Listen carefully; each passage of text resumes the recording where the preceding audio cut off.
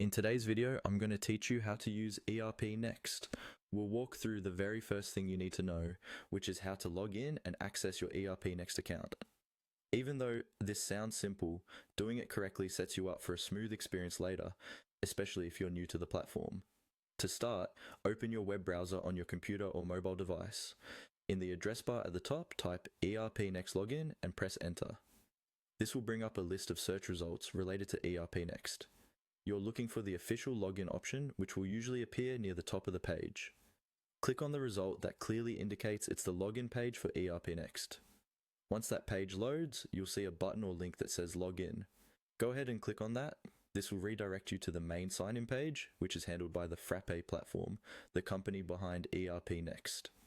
On the Frappe page, look for the option that says login or create account.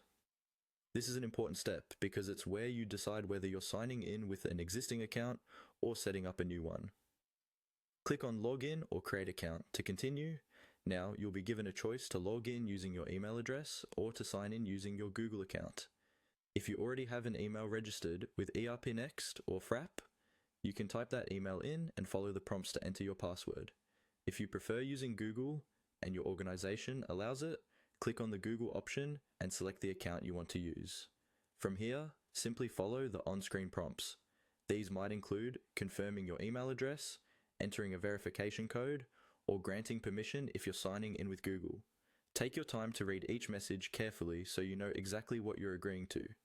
If this is your first time, the system may also walk you through a brief setup process, such as confirming basic profile information or choosing a workspace. Just continue clicking Next or continue as instructed until you reach the main ERPNext dashboard. Once you see the dashboard, you're successfully logged in and ready to explore modules like sales, purchasing, accounting, or HR, depending on what your role requires.